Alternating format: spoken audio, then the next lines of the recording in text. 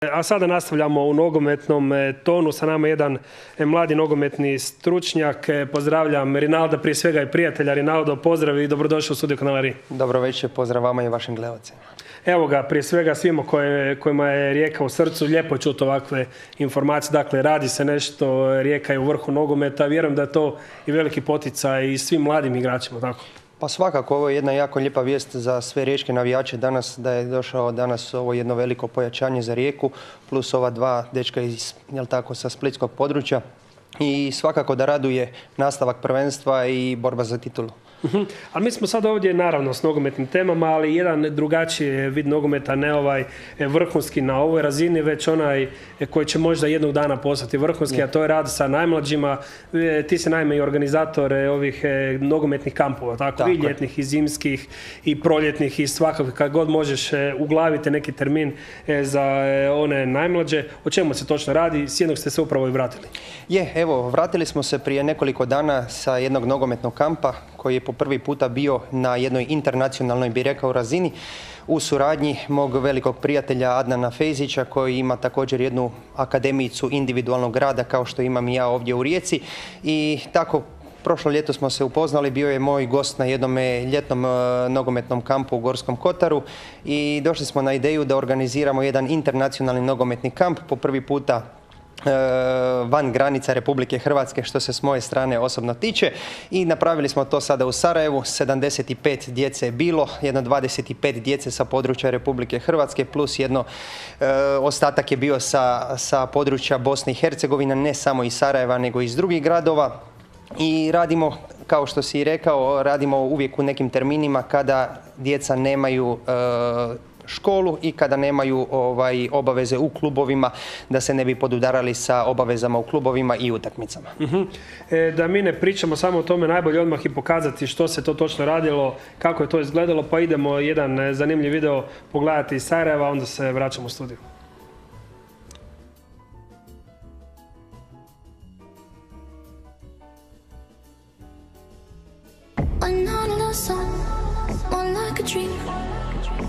The city that never sleeps. We're not a love song, we're like a rush, rejuvenescent, head of a truck. Follow my voice like a melody. Meet me outside, black smoke, white tea. Follow my voice like a melody. Meet me outside, side, side, side, side, side. I'll treat my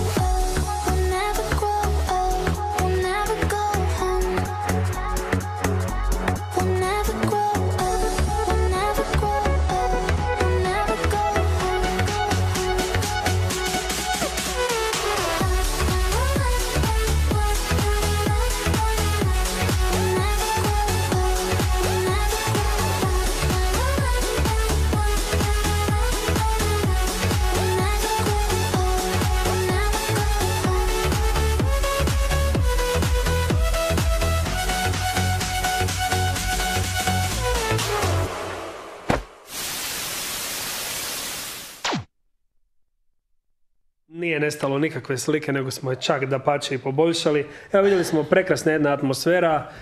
Koji je cilj ovakvih kampova? Pa cilj ovakvih kampova, mi okupljamo djecu između 6 i 14 godina i cilj ovakvih kampova je da upravo djeca koja imaju ferija, jel tako, koja nemaju u tom trenutku treninge i nemaju školske obaveze, da posjete ovakve jedne nogometne kampove. Mi gledamo uvijek da organiziramo da to ne sačinjavaju nogometni kampovi samo nogometne trenere, nego i atletske trenere, kondicijske trenere. Imali smo evo u Sarajevu čak i 2 sportske psihologice, nutricionisticu. To me onako malo sam vidio, djeca su sjedila u učionici, nešto slušalo, o čemu se radi? Tako, imali smo 2 sportske psihologice koje, ja mislim da je mentalno zdravlje također jednako bitno kao i fizičko zdravlje, ne samo sportaša i nas ljudi. Tako da mislim da je jako bitno i poželjno na svakom nogometnom kampu, barem kod nas je to slučaj, da uvijek organiziramo i pozovemo nekog od naših kolega sportskih psihologa koji porazgovaraju sa djecom i na tom jednom psihološkom planu malo porazgovaraju sa njima, pokažu im nekakve smjernice, daju im kojim putem bi trebala ta djeca ići, na neki način da malo djecu maknemo od tih kompjutera, igrica, mobitela, da ih više privučemo sportskim terenima, sportskim borilištima, jer mislim da je tu puno bolja situacija i za njih i njihovo zdravlje i psihičko i fizičko. Rekao si to mentalno zdravlje, veliki naglasak na tome, ali i nutricionističko. Dakle, pravilna ishrana, koliko je ona zapravo djeci bitna u moru svega ovoga danas, rekao si mobitel i ostalo, ali naravno to je ta brza ishrana, nedovoljna ishrana, nekvalitetna ishrana, pa i ta edukacija također bitna. Jasno. Pa ja bih rekao, iako sam nogometni trener i fitness instruktor, rekao bi da je jednako bitna kao i fizička aktivnost, što bi značilo da jedno bez drugoga ne ide.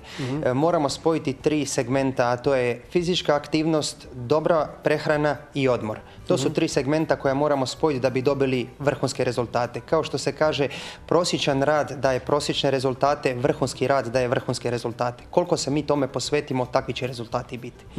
A s druge strane i taj jedan, rekao si, ovo je međunarodni nogometni kamp bio, dakle jedan susret djece koje se vjerojatno više nikad neće sresti ili hoće možda u nekim nogometnim terenima i slično, pa vjerujem da je to jedno veliko uzbuđenje bilo i kod same djece. Pa naravno, to jest jedan prvenstveni naš cilj, ne samo teško je sad djecu naučiti nešto u 4 dana, naravno da će oni vidjeti 5-6 različitih trenera iz različitih struka i branši, jel tako, i da će ih ti treneri pokušati nečemu naučiti u tih 4 ili 5 dana kroz nogometni kamp. Međutim, najbitnije je socijalizacija, druženje, razvijanje kontakata. Znači, mi ne gledamo niti na nacionalnost, niti na boju kože, nas to ne interesira. Mi pričamo onim jednim zajedničkim jezikom, to je nogometni jezik, sportski jezik. Vidio sam, dakle, bilo je kampova naravno i kod nas i sad na ovome poznata nogometna imena. Tako, evo ga, na ljeto smo imali dva velikana, ja bih rekao, s ovih područja, to je naš Elvis Brajković i Damir Milinović. Sad smo u Sarajevu imali ikonu, ja bih rekao, ikonu hrvatskog nogometa, to je legenda Veldin Karić, također i gospodin Edim Hadžialagić, on je trenutno trener U21 reprezentacije Bosne i Hercegovine.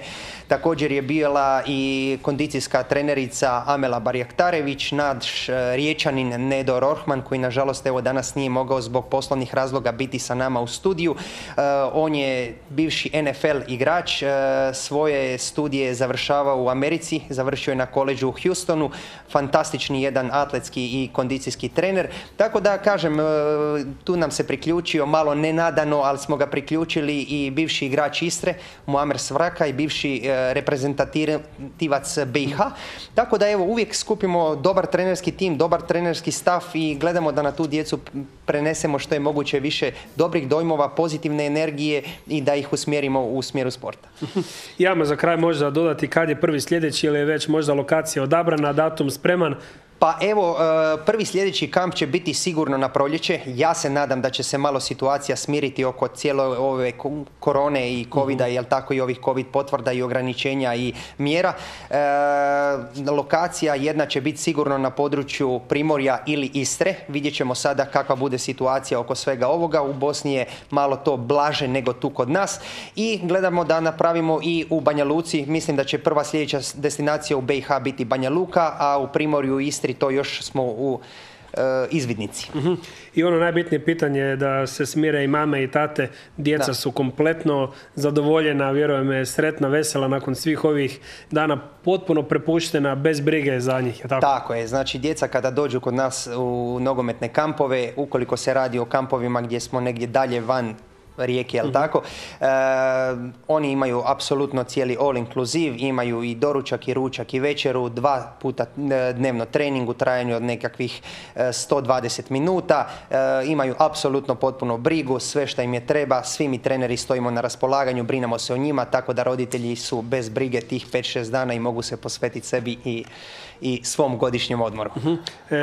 I naravno i uspjesi Rijeke svakako i vama isto dobro dođu, jer ako imaš jednog nositelja kvalitete i djeca koja vidite neke velike trenutke nogometne i vama naravno bolje, djeca su motiviranije sigurno, tako? Naravno i poslije prvenstva u Rusiji jako puno se dečkića koji su možda trenirali neke druge sportove prebacilo u nogomet.